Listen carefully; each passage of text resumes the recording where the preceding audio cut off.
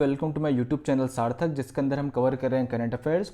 और अब तक जो 17 लेसन हमने देखे हैं वहाँ पर हमने 1 जनवरी 2019 से लेके 30 अप्रैल 2019 तक का जितना भी करंट अफेयर का मैटर था तो वो सब मैंने यहाँ पर कवर कर लिया हो। अगर आप लेसन अच्छे से यहाँ पर फॉलो कर रहे हैं देन आपको पता होगा मैंने कितनी सारी चीज़ें यहाँ पर कवर की हैं। जो चीज़ें मैंने आपको ओवरव्यू के अंदर बताई थी वो सारी चीज़ें हम यहाँ पर कवर करके चल रहे हैं।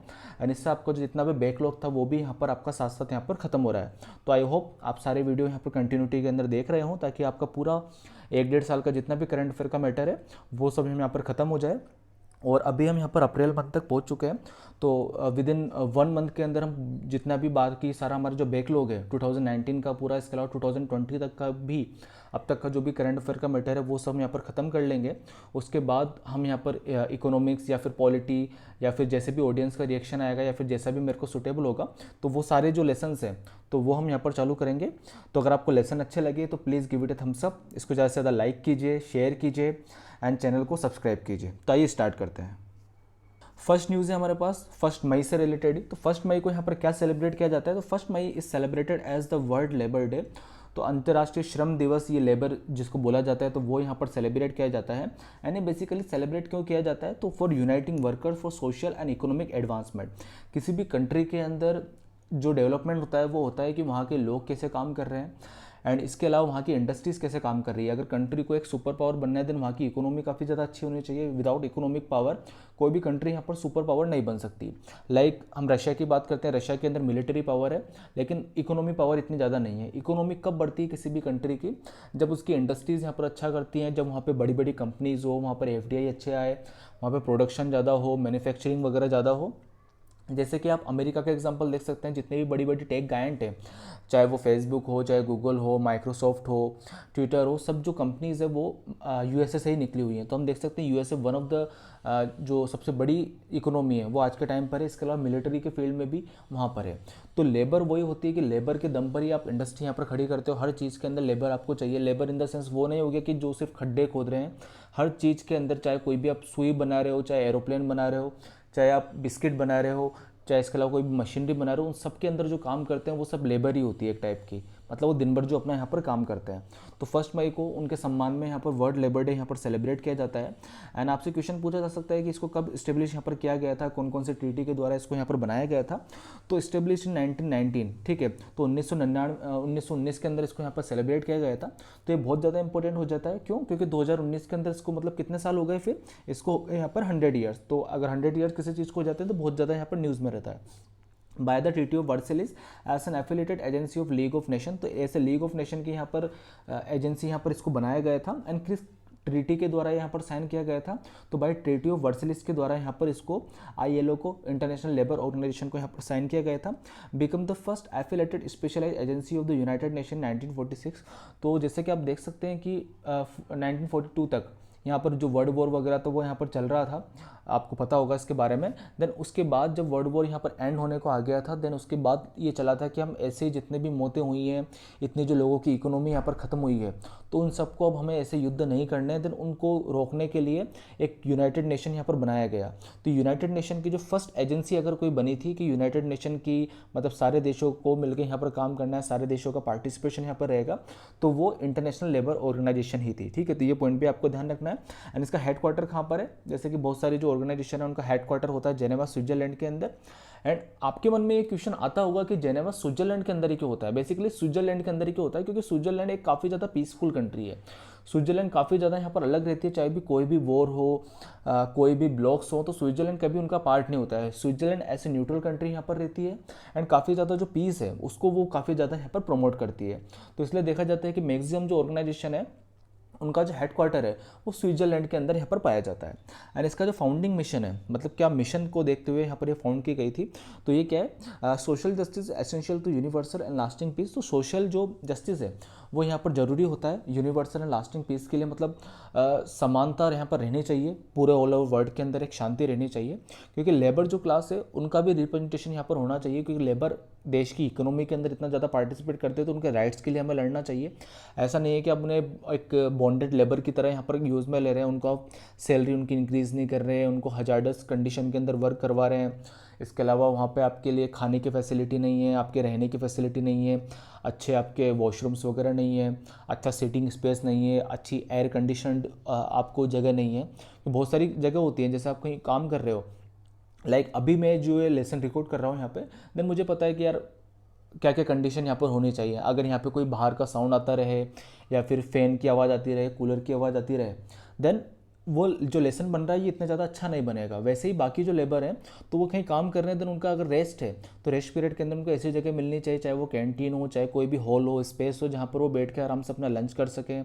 इसके अलावा एयर कंडीशन होना चाहिए, ताकि वो काम कर रहे हैं तो उनको गर्मी ना लगे, या सर्दी है तो हीटर होना चाहिए, ताकि वो जितने अच्छे से काम कर सकते हैं, तो जितना अच्छे से वो काम करेंगे उतनी ही ज़्यादा एफिशिएंसी कंपनी की बढ़ेगी, और जितनी अच्छी कंपनीज यहाँ पर काम करेंगी उतनी ही अच्छा यहाँ पर नेशन डेवलप होगा। ठीक है, तो ये सारी जो पॉइंट्स हैं उनको आपको ध्यान रखना है। एंड ये क्या प्रमोट करती है, यहाँ पर promotes internationally reorganise human and labour rights. तो ये जितने भी लेबर राइट्स हैं उनको यहाँ पर ये प्रमोट करती है कि ये लेबर को हमें राइट मिलने चाहिए, उनके हक के लिए यहाँ पर ये काम करती है। अगर कहीं पे कोई लेबर से रिलेटेड कोई भी डिस्क्रिमिनेटरी जो लॉज वगैरह बनते हैं उनको ये रिव्यू भी करती है। एंड सरकारों को ये बहुत बार रिपोर्ट्स भी निकालती है कि लेबर के फील्ड के अंदर किस किस देश के अंदर यहाँ पर क्या क्या काम किया जा रहा है। तो ये जो सारे पॉइंट्स हैं आपको ध्यान रखना है इंटरनेशनल लेबर ऑर्गेनाइजेशन से रिलेटेड। तो इसका बेसिकली काम क्या है कि लेबर जो राइट्स हैं उनको इंश्योर करना, इसका बेसिकली काम है। एंड ये किसके द्वारा बनी थी, ट्रीटी ऑफ वर्सेलिस 1946 के अंदर फर्स्ट यूनाइटेड नेशन की एजेंसी थी। एंड किस ईयर के अंदर इसको ये बनी थी, 1919 के अंदर। एंड 2019 के अंदर इसको यहाँ पर 100 साल हो चुके हैं। नेक्स्ट न्यूज़ है हमारे पास यूनाइटेड नेशन एंड ईयू से रिलेटेड। तो यूनाइटेड नेशन के अंदर कौन कौन से मेंबर है आपको पता होगा, यूएसए, यूके, फ्रांस एंड इसके अलावा चाइना है, इसके अलावा रशिया है। ठीक है, तो इन देशों ने मिलकर यहाँ पर ईयू के साथ, ईयू जो मैंने आपको बताया था कि 28 कंट्री का ये ग्रुप है, जिसके अंदर से ब्रेग्जिट के द्वारा अगर यहाँ पर ब्रिटेन फाइनली बाहर निकल जाता है देन वो 27 मेंबर का ग्रुप हो जाएगा। तो इन्होंने यहाँ पर एक जॉइंट फ्रेमवर्क यहाँ पर साइन किया है, aimed at strengthening partnership in counter terrorism effort. तो टेररिज्म को रोकने के लिए यहाँ पर यूनाइटेड नेशन काफ़ी ज़्यादा देशों के साथ यहाँ पर जो है अलाइन करता रहता है। तो उसी को देखते हुए यहाँ पर ईयू के साथ इन्होंने यहाँ पर कोऑपरेट किया है, मतलब दोनों देश यहाँ पर मिलके, मतलब दोनों जो ऑर्गेनाइजेशन है वो यहाँ पर मिलके टेररिज्म को कम करने के लिए यहाँ पर आगे फाइट करेंगे। एंड इसके अलावा एक जो क्रिस्ट चर्च जो एक इंसिडेंट हुआ था न्यूजीलैंड के अंदर, जहाँ पर लगभग 40 से 50 लोगों को मार दिया गया था, बहुत ज़्यादा काफ़ी ज़्यादा वो न्यूज़ में रहा था, तो उसके बारे में आपको नेक्स्ट लेसन के अंदर बताऊंगा। तो आप देख सकते हैं कि जो यूरोपियन देश है वहाँ पर भी काफ़ी ज़्यादा हमले यहाँ पर बढ़ रहे हैं, आतंकवादी गतिविधियाँ वहाँ पर भी बढ़ रही हैं। एंड इसके अलावा यूएस के अंदर आप देख सकते हैं कि वर्ल्ड ट्रेड जो सेंटर था वहाँ पर जो हमला हुआ था वो कितना बड़ा हुआ था। इसके बाद भी काफ़ी ज़्यादा जो गन कल्चर है यूएस के अंदर वो भी काफ़ी ज़्यादा यहाँ पर बढ़ता रहता है, तो उन सबको यहाँ पर हमें कम करना है। एंड इसके अलावा जो एक टर्म निकला है अभी, लॉन वुल्फ अटैक, मतलब आपको ऑर्गेनाइजेशन नहीं चाहिए, आपको इन लिए एक पर्सन चाहिए होता है जिसकी मेंटेलिटी आप यहाँ पर चेंज करें, उसका ब्रेन वॉश करके, ताकि वो आपका यहाँ पर सब काम कर सके, वो जाके लोगों को मार सके या सुसाइड बॉम्ब बन के ज़्यादा से ज़्यादा नुकसान पहुंचा सके। तो उन्हीं सब चीज़ों को देखते हुए यहाँ पर टेररिज्म के फील्ड के अंदर हर ऑर्गेनाइजेशन यहाँ पर अपना जो कंट्रीब्यूशन है वो यहाँ पर कर रही है। नेक्स्ट न्यूज़ है हमारे पास 3 मई से रिलेटेड। तो 3 May celebrated as the world freedom day. तो वर्ल्ड फ्रीडम डे यहाँ पर सेलिब्रेट किया जाता है। यानी किसके द्वारा यहाँ पर स्टार्ट किया गया था, तो by united nation general assembly के द्वारा यहाँ पर स्टार्ट किया गया था 1993 के अंदर। एंड जो 2019 का जो सेलिब्रेट किया जाता है उसकी यहाँ पर थीम क्या थी, तो theme is media for democracy, journalism and election in time of disinformation.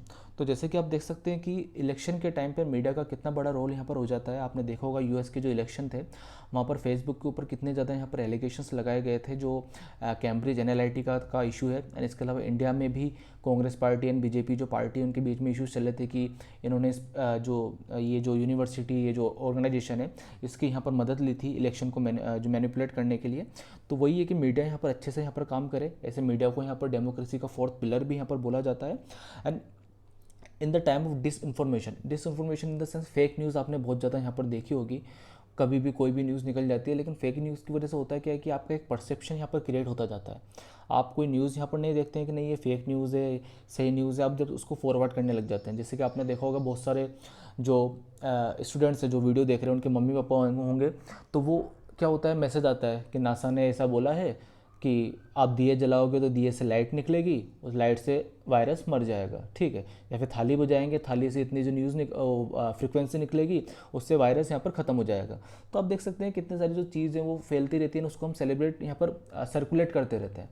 And एक न्यूज़ हर थोड़े दिन के अंदर निकलती है कि पृथ्वी के पास से कोई उल्कापिंड वगैरह निकलेगा, कोई एस्ट्रॉइड वगैरह निकलेगा, तो अपना फ़ोन अपने पास ना रखें, और दूर रखें, वरना वो रेज निकलेंगी तो आपके लिए हानिकारक रहेंगी। तो ऐसी बहुत सारी ये तो चलो छोटी मोटी चीज़ें, इनको तो आप सहन कर सकते हो, लेकिन इलेक्शन के टाइम पे कि इस पार्टी ने ऐसा किया, इस पार्टी ने वहाँ पे इतना लोन दिया था, इस पार्टी के पास इतने पैसे निकले हैं, मतलब बहुत सारे जो एलिगेशंस हैं वो लगाते रहते हैं। उससे होता क्या है कि एक वोटर का जो माइंड सेट है वो यहाँ पर चेंज होता है और वो जाके वोट दियाता है, लेकिन जब बाद में पता पड़ता है कि वो फेक न्यूज़ थी, ठीक है, तो उस वजह से काफ़ी ज़्यादा नुकसान होता है, क्योंकि वोट देने के बाद वापस आप रीबेक नहीं कर सकते कि वोट दे दिया आपने, उसके बाद आप वापस जाके बोलो कि नहीं नहीं मैं अपना वोट वापस लेता हूँ, पॉलिटिकल पार्टी ने ये झूठ बोला या फिर ऐसा कुछ हुआ है। तो ऐसा सिस्टम यहाँ पर नहीं है, ठीक है। तो आपको ध्यान रखना है कि मीडिया का काफ़ी ज़्यादा इंपॉर्टेंट रोल हो जाता है। इससे क्वेश्चन आपसे पूछा जा सकता है, वर्ल्ड फ्रीडम डे यहाँ पर किसके द्वारा यहाँ पर सेलिब्रेट किया जाता है, एंड इसकी जो थीम थी वो क्या थी। तो ये पॉइंट जो है वो आपको याद रखना है। नेक्स्ट पॉइंट है हमारे पास एसबीआई से रिलेटेड। तो SBI one of the largest bank है इंडिया का, एंड ग्लोबल लेवल पर भी जो इंडिया की तरफ से सबसे नंबर 1 बैंक है वो यहाँ पर स्टेट बैंक ऑफ इंडिया ही है। तो स्टेट बैंक ऑफ इंडिया ने यहाँ पर launched India's first green card loan to encourage customer to buy electric vehicle. तो गवर्नमेंट यहाँ पर फेम स्कीम लेके आई थी एक, जिसके अंदर इलेक्ट्रिक व्हीकल्स को यहाँ पर बाय करने के लिए आपको इंसेंटिव यहाँ पर मिलेंगे, इसका सब्सिडी आपको मिलेगी।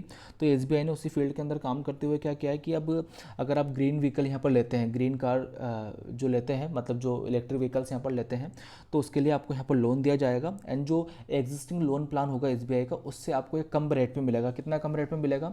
लमसम 0.2% रेट पे यहाँ पर कम मिलेगा आपको, चाहे वो कम मिले, लेकिन फर्स्ट ऐसा यहाँ पर बैंक बन गया है जो इलेक्ट्रिक व्हीकल्स के लिए यहाँ पर आपको लोन देगा, ठीक है। और इसके अलावा जिसका जो रीपेमेंट का जो टाइम पीरियड है वो भी काफ़ी ज़्यादा रहेगा, लगभग 8 साल रहेगा, जबकि बाकी जो चीज़ें होती हैं उनका लगभग 5 साल ही रहता है।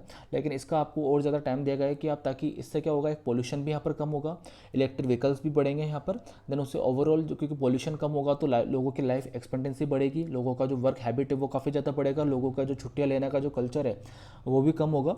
तो आपको ऐसे एस्पायरेंट काफ़ी ज़्यादा एक ग्लोबल सिटीजन के रूप में यहाँ पर सोचना होता है कि इवन ये नहीं है कि एसबीआई ने जो व्हीकल के लिए लोन चालू किया है तो उस वजह से ओनली उसी पार्ट के अंदर इफेक्ट होगा, उसकी वजह से बैकग्राउंड के अंदर क्या होगा, कितनी जॉब्स बनेंगी, किस सेक्टर के अंदर क्या क्या यहाँ पर चेंजेस आएंगे, तो वो सारी चीज़ें आपको यहाँ पर याद होनी चाहिए। नेक्स्ट न्यूज़ है यहाँ पर कुमार संगकारा से रिलेटेड।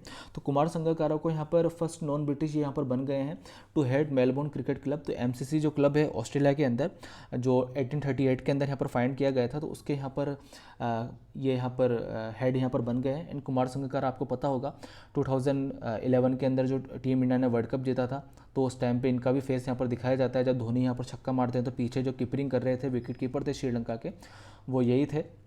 एंड आप काफ़ी ज़्यादा अच्छे यहाँ पर बैट्समैन हैं, एंड आईपीएल में भी ये खेलते हैं, ठीक है। तो आपको ध्यान रखना है, आपसे क्वेश्चन पूछा जा सकता है कि किसको यहाँ पर बनाया गया है। एंड इंपॉर्टेंट ये भी हो जाता है क्योंकि फर्स्ट नॉन ब्रिटिश है, मतलब इससे पहले जितने भी हेड बने थे एमसीसी के वो सारे ब्रिटिश पर्सन ही यहाँ पर बने थे, लेकिन फर्स्ट टाइम नॉन ब्रिटिश को यहाँ पर ये मौका दिया गया है। नेक्स्ट न्यूज़ है हमारे पास रशिया से रिलेटेड। तो रशिया ने यहाँ पर एक बिल इंट्रोड्यूस किया है अपने पार्लियामेंट के अंदर to control internet in the country. तो इंटरनेट को मतलब रोकने के लिए तो वो यहाँ पर बिल लाया गया है। इस बिल का नाम दिया गया सॉवरेन इंटरनेट बिल। तो ये यहाँ पर रशिया के अंदर लाया गया है। आपसे पूछा जा सकता है किस कंट्री के अंदर लाया गया था, तो ये ओनली प्रीलिम्स के लिए आपसे क्वेश्चन पूछा जा सकता है। एंड इसके अंदर बेसिकली हम देखें तो क्यों लाया गया है, तो कि इससे जो कुछ एक्सेस हैं इंटरनेट को लेकर वो कुछ पार्ट्स के अंदर यहाँ पर ब्लॉक किया जाता है रशिया से रिलेटेड, क्योंकि यूएस एंड रशिया काफ़ी ज़्यादा टाइम तक यहाँ पर कोल्ड वॉर के अंदर इन्वॉल्व रहे हैं। एंड इसके अलावा ये भी माना जाता है कि अगर यूएस एंड रशिया के बीच में कभी युद्ध वगैरह होता है तो ऐसे ट्रेडिशनल जो पहले वॉर होते थे वैसे नहीं होते हैं। आजकल हैकिंग की जाती है, आपकी इलेक्ट्रिसिटी को यहाँ पर बंद कर दिया जाता है, आपके जो देश का नेटवर्क है उसको यहाँ पर हैक कर लिया जाता है ताकि आप कोई भी डिसीजन यहाँ पर नहीं ले पाए, एक जगह से दूसरी जगह तक इन्फॉर्मेशन नहीं जा पाए। तो उसी को लेकर रशिया ने यहाँ पर लाया है ताकि वो जो इंटरनेट की जो रूटिंग है, मतलब इंटरनेट पर कैसे कैसे यहाँ पर काम चल रहा है, क्या क्या यहाँ पर न्यूज़ सर्कुलेट हो रही है, तो उसको यहाँ पर मॉनिटर यहाँ पर कर सके, ताकि अगर कभी यूएस यहाँ पर कभी रशिया के खिलाफ यहाँ पर एक्शन लेता है तो उसको यहाँ पर ये प्रिवेंट कर सके। तो आपको ध्यान रखना है कि रशिया ने अपने यहाँ पर देश के अंदर ये बिल यहाँ पर इंट्रोड्यूस किया है। नेक्स्ट न्यूज़ है हमारे पास गुजरात से रिलेटेड। तो गुजरात ने अपने यहाँ पर इंट्रोड्यूस किया है एक bill to make the city open 24/7। तो हमारे यहाँ जो सिटीज़ होती हैं वो काफ़ी ज़्यादा, मतलब वो होता है ना, जैसे ऑफिस का टाइम होता है सुबह 9 से 5 तक यहाँ पर खुलती है, लेकिन गुजरात ने अपने यहाँ बिल लाया है कि यहाँ की जो सिटीज़ है वो 24/7 यहाँ पर खुली हो सकती है। एंड गुजरात ऐसे डेवलप्ड स्टेट यहाँ पर माना जाता है। गुजरात में जो मॉडल काफ़ी ज़्यादा यहाँ पर हमेशा न्यूज़ में रहता है। एंड जैसे कि आप देख सकते हैं गुजरात की जो सिटीज़ है काफ़ी ज़्यादा वहाँ पर लोग यहाँ पर काम करते हैं, वहाँ की जो इकोनॉमी है काफ़ी ज़्यादा अच्छे लेवल पर चलती है, वहाँ पर रेमिटेंस वगैरह काफ़ी ज़्यादा आता है। हालांकि रेमिटेंस में केरला यहाँ पर नंबर 1 है, लेकिन जो बाहर से लोग जो आते हैं काम करने के लिए, इसके अलावा जो गुजरात जो समिट आपने देखा होगा, वाइब्रेंट गुजरात के बारे में आपने सुना होगा, तो काफ़ी ज़्यादा FDI जो होता है गुजरात के अंदर आता है। तो और ज़्यादा इकोनॉमी को यहाँ पर बूस्ट करने के लिए, ताकि और ज़्यादा लोगों को यहाँ पर रोज़गार मिले, तो गुजरात ने अपने यहाँ पर एक बिल लाया है। क्योंकि अगर आप एक ही शिफ्ट के अंदर यहाँ पर काम करते हैं तो 9 से 5 के बीच में ओनली एक जने को आपने रोज़गार दिया, लेकिन 24/7 अगर चीज़ चल रही है, देन आप 8-8 घंटे की शिफ्ट के अंदर 3 बंदों को यहाँ पर रोज़गार दे सकते हो। तो एक की जगह पर आप 3 लोगों को यहाँ पर एम्प्लॉयमेंट होगा, तो एम्प्लॉयमेंट भी बढ़ेगा यहाँ पर और ज़्यादा लोग काम करेंगे। और सिटीज़ 24/7 ओपन रहेंगी, तो लोग जब चाहे तब शॉपिंग कर सकते हैं। मार्केट खुले रहेंगे, तो मार्केट खुले रहेंगे तो बाकी जो चीज़ें हैं, चाहे वो खाने पीने की चीज़ें हों, चाहे वो शॉपिंग की चीज़ें हों, सिक्योरिटी हो, तो पूरा मार्केट यहाँ पर ओपन रहेगा। तो इकोनॉमिक एक्टिविटी भी यहाँ पर बढ़ती है, लाइट का कंजप्शन बढ़ता है, तो इंडिया की जो रैंकिंग है वो भी ज़्यादा अच्छी होती है यहाँ पर SDI इंडेक्स के अंदर। एंड पुलिस की जो सिक्योरिटी है वो भी काफ़ी ज़्यादा यहाँ पर बढ़ती है। तो आपको ध्यान रखना है, गुजरात ने अपने यहाँ पर ये बिल इंट्रोड्यूस किया है। नेक्स्ट न्यूज़ है हमारे पास एशियन टी अलायंस से रिलेटेड। तो आपसे क्वेश्चन पूछा जा सकता है कि एशियन टी अलायंस कौन कौन है एंड इसके मेंबर कौन कौन है। तो आपको ध्यान रखना है, एशियन टी अलायंस के अंदर 5 मेंबर हैं यहाँ पर। India, China, Indonesia, Sri Lanka and Japan इसके यहाँ पर मेंबर है। एंड एशियन टी अलायंस यहाँ पर क्या है, is a unit of 5 T growing and consuming countries. तो ये टॉप 5 कंट्रीज़ के यहाँ पर ग्रुप है जो यहाँ पर टी को कंज्यूम भी करती हैं, इसके अलावा टी को यहाँ पर ग्रो भी करती है। तो आपसे पूछा जा सकता है कौन कौन सी कंट्रीज इसके अंदर है। तो आपको ध्यान रखना है, इंडिया के नेबरिंग कंट्रीज़ चाइना हो गया एंड श्रीलंका हो गया वो है। इसके अलावा चाइना की जो नेबरिंग कंट्रीज़ जापान है वो है। एंड इसके अलावा जो साउथ ईस्ट इंडिया के अंदर जो हमारी साउथ ईस्ट जो कंट्रीज़ है हमारी, तो उसके अंदर इंडोनेशिया यहाँ पर इसका मेंबर है। तो वो पॉइंट आपको ध्यान रखना है। नेक्स्ट न्यूज़ है हमारे पास इसरो से रिलेटेड। तो इसरो के जो फॉर्मर चेयरमैन थे Kiran Kumar of ISRO was conferred with France highest civilian honour. तो उनको यहाँ पर जो फ्रांस का सबसे बड़ा जो पुरस्कार है वो यहाँ पर दिया गया है। एंड इस पुरस्कार का नाम क्या था, नाम कुछ अजीब सा है, चेवलियर डी ऑर्डरे नेशनल डी ला लेगन दे हॉनर। ठीक है, देन आपने इनका नाम यहाँ पर सुना होगा, चंद्रयान मिशन के टाइम पे जब फेल हो गया था तो मोदी जी ने इनको यहाँ पर गले लगाया था एंड काफ़ी ज़्यादा अप्रिशिएशन इनको यहाँ पर मिला था। दैन उसी को देखते हुए फ्रांस की जो सरकार है उन्होंने भी यहाँ पर इनको, जिनका अपना जो हाईएस्ट सिविलियन ऑनर है, इनसे इनको नवाजा गया था। ठीक है, तो ये पॉइंट आपको ध्यान रखना है, किसको यहाँ पर मिला था, किरण कुमार जी को। एंड ये इसरो के यहाँ पर चेयरमैन थे एंड ये चंद्रयान मिशन से यहाँ पर जुड़े हुए थे। नेक्स्ट न्यूज़ है हमारे पास Indian Australia cooperation and counter terrorism. जैसा कि मैंने आपको बताया था, हर देश के अंदर यहाँ पर अभी जो टेररिज्म है उसको यहाँ पर अपनी जो डील्स वगैरह होती हैं उसके अंदर शामिल किया जाता है। तो उसी को देखते हुए यहाँ पर इंडिया के अंदर भी यहाँ पर इंडियन ऑस्ट्रेलिया ने भी अपने यहाँ पर काउंटर टेररिज्म ऑपरेशन को यहाँ पर अपने जो गोल्स है उसके अंदर यहाँ पर साइन किया है। ठीक है, तो ये पॉइंट आपको ध्यान रखना है। नेक्स्ट न्यूज़ है हमारे पास स्टार्टअप से रिलेटेड। तो स्टार्टअप की रैंकिंग यहाँ पर निकाली गई थी, तो इंडिया उसके अंदर 17 नंबर पर है फॉर 2018 एंड 37 नंबर पर था 2017 के लिए। एंड स्टार्टअप रैंकिंग मतलब कितने ज़्यादा स्टार्टअप हमारे यहाँ पर काम कर रहे हैं, उस रैंकिंग के अंदर इंडिया इस नंबर पर था। एंड ये रैंकिंग किसके द्वारा यहाँ पर निकाली जाती है, तो स्टार्टअप ब्लिंक के द्वारा ये जो रैंकिंग है ये यहाँ पर निकाली जाती है। तो आपसे क्वेश्चन पूछा जा सकता है कि किसके द्वारा निकाली जाती है, इंडिया की रैंकिंग लास्ट ईयर से बढ़ रही है या घट रही है। तो ये जो सारी पॉइंट्स हैं ये आपको याद होने चाहिए। नेक्स्ट न्यूज़ है हमारी NIOS and Indian medical institute से रिलेटेड। तो NIOS की फुल फॉर्म क्या है, national institute of open schooling and IMA Indian medical association. तो इन्होंने यहाँ पर MOU यहाँ पर साइन किया है, MOU for importing school education in paramedical courses. तो पैरामेडिकल जो कोर्सेज होते हैं मेडिकल के स्टूडेंट्स के लिए, उसके अंदर यहाँ पर इनको जो स्कूलिंग एजुकेशन है वो भी यहाँ पर प्रोवाइड की जाएगी। तो उसके लिए दोनों ने यहाँ पर MOU यहाँ पर साइन किया है। एंड जो NIOS होता है वो क्या है यहाँ पर, it is a national board of education under central government. तो इसके बारे में आपसे काफ़ी ज़्यादा क्वेश्चन यहाँ पर पूछे जा सकते हैं। तो आपको ध्यान रखना है, ये नेशनल बोर्ड ऑफ एजुकेशन है यानी किसके अंडर यहाँ पर आता है, तो सेंट्रल गवर्नमेंट के अंदर यहाँ पर आता है। It administer examination for secondary and senior secondary examination similar to CBSE and ICSE। तो ये यहाँ पर सेकेंडरी एंड सीनियर सेकेंडरी मतलब 10th एंड 12th के एग्जाम यहाँ पर करवाता है, जैसे कि CBSE एंड ICSE यहाँ पर करवाते हैं। And it is an autonomous institute under union ministry of human resource and development. तो ये एजुकेशन का, जैसा कि मैंने आपको बताया था, एजुकेशन की कोई सी भी जो चीज़ आती है वो किसके अंदर आती है, तो MHRD के अंदर यहाँ पर आती है। एंड इसका कब इस्टेब्लिशमेंट यहाँ पर किया गया था, तो इट इस्टेब्लिश्ड इन 1989 के अंदर इसको यहाँ पर बनाया गया था। एंड हर साल लगभग 3.5 लाख से ज़्यादा बच्चे इसके अंदर जो ओपन स्कूलिंग का जो इसका सिस्टम है उसके अंदर यहाँ पर पार्टिसिपेट करते हैं। तो इन दोनों ने मिलकर यहाँ पर MOU साइन किया है कि ये अपने यहाँ पर जो पैरामेडिकल कोर्सेज है उसके अंदर यहाँ पर जो स्कूलिंग जो एजुकेशन है उसको यहाँ पर ये प्रमोट करेंगे। तो आपसे पूछा जा सकता है किस किस के बीच में क्या है, NIOS से रिलेटेड आपसे क्वेश्चन पूछे जा सकते हैं, IMA से रिलेटेड आपसे क्वेश्चन पूछे जा सकते हैं। एंड इसके अलावा जो छोटे एग्जाम्स हैं उसके अंदर आपसे इनकी फुल फॉर्म भी यहाँ पर पूछी जा सकती है कि IMA स्टैंड्स फॉर या फिर NIOS स्टैंड फॉर। तो ये जो सारे पॉइंट्स हैं ये यहाँ पर ध्यान रखना है। एंड आपको ये भी ध्यान रखना है कि किस मिनिस्ट्री के अंदर ये यहाँ पर वर्क करता है। नेक्स्ट न्यूज़ है हमारे पास आंध्र प्रदेश से रिलेटेड। तो आंध्र प्रदेश के बारे में हम क्या डिस्कस करेंगे। आंध्र प्रदेश का यहाँ पर श्री वेंकटेश्वर नेशनल पार्क यहाँ पर काफ़ी ज़्यादा न्यूज़ में था, तो उसके बारे में हम देखेंगे। नेशनल पार्क यहाँ पर किस लिए यहाँ पर जाना जाता है। So the park is non for it many waterfall including the Talakona. तो आपने यूपीएससी के अंदर काफ़ी ज़्यादा क्वेश्चन यहाँ पर बनते हैं ज्योग्राफी के फील्ड से कि कौन सा जो वाटरफॉल है किस स्टेट के अंदर है या फिर किस नेशनल पार्क के अंदर है। तो तालाकोना यहाँ पर इसके लिए फेमस है, एंड गुंडालाकोना, इसके अलावा गुंजना। तो ये तीन यहाँ पर जो वाटरफॉल है उसके लिए काफ़ी ज़्यादा फेमस है। एंड जैसे कि मैंने आपको बताया था कि जो भी नेशनल पार्क वगैरह होते हैं उनके अंदर स्पीसीज़ के लिए भी काफ़ी ज़्यादा यहाँ पर फेमस होते हैं। तो it is home to hyena, golden jackal, Indian fox, small Indian civet, jungle cat. तो ये जो सारी स्पीसीज़ है यहाँ पर जो श्री वेंकटेश्वर नेशनल पार्क है उसके अंदर यहाँ पर ये पाई जाती है। ठीक है, तो ये पॉइंट आपको ध्यान रखना है। नेक्स्ट है हमारे पास पापी कोंडू नेशनल पार्क। तो ये कहाँ पर है, तो ये भी आंध्र प्रदेश के अंदर है। तो एक रिजर्व फॉरेस्ट है। ये कब यहाँ पर बना था, 1882 के अंदर इसको यहाँ पर डिक्लेयर किया गया था। एक ये वाइल्ड लाइफ सेंचुरी यहाँ पर बना था 1978 के अंदर, एंड एक नेशनल पार्क यहाँ पर बना था 2008 के अंदर। ठीक है, तो एक जो स्टेटस है वो काफ़ी ज़्यादा यहाँ पर इंप्रूव करता जाता है। एंड सबसे जो हाईएस्ट स्टेटस होता है वो होता है नेशनल पार्क का, क्योंकि रिजर्व फॉरेस्ट होता है मतलब कि लोग आ जा सकते हैं। वाइल्ड लाइफ सेंचुरी के अंदर काफ़ी ज़्यादा स्पीसीज़ को यहाँ पर प्रोटेक्ट किया जाता है। एंड नेशनल पार्क के अंदर हो जाता है कि मतलब नेशनल लेवल का उसको यहाँ पर दर्जा मिल जाता है। एंड काफ़ी एक जो स्पेसिफिक स्पीसीज़ है उसको बचाने के लिए यहाँ पर ये काम होता है। एंड एक ये टाइगर रिजर्व है। टाइगर रिजर्व मतलब जो एक स्पीसीज़ को यहाँ पर बचाना है वो स्पीसीज़ कौन सी है, तो टाइगर को यहाँ पर बचाने के लिए ये यहाँ पर ये पापी कोंडू नेशनल पार्क है, इसको यहाँ पर डिक्लेयर किया गया है। So guys, this is the end of our lesson. I hope you like it. अगर आपको लेसन अच्छे लगे तो प्लीज़ वीडियो को लाइक कीजिए, इसको शेयर कीजिए। अगर आपके कोई भी डाउट्स हैं या फिर आपको कहीं भी और कुछ भी लेसन से रिलेटेड कुछ भी पूछना है, या फिर आप मुझे कमेंट बॉक्स के अंदर कमेंट करके बता सकते हैं कि इसके बाद हम यहाँ पर क्या जो टॉपिक है वो यहाँ पर स्टार्ट करें। तो और इसके अलावा अगर आप किसी ऐसे बच्चों को जानते हैं कि जो कहीं पे जाके पढ़ नहीं सकते हैं, बड़ी कोचिंग के अंदर नहीं जा सकते हैं, या फिर किसी सिटी के अंदर जाके अपनी जो एजुकेशन है उसको यहाँ पर कंप्लीट नहीं कर सकते हैं, देन आप उनको मेरा चैनल रेफ़र कीजिए यहाँ पर, ताकि आप उनकी लाइफ के अंदर एक पॉजिटिव चेंज यहाँ पर ला पाएँ। एंड आपके माध्यम से मैं भी उनकी लाइफ के अंदर कुछ ना कुछ चेंज यहाँ पर ला सकूँ और अपना जो कॉन्ट्रीब्यूशन है वो यहाँ पर दे सकूँ। So guys, this is the end of our lesson. I hope you like it and thank you for watching.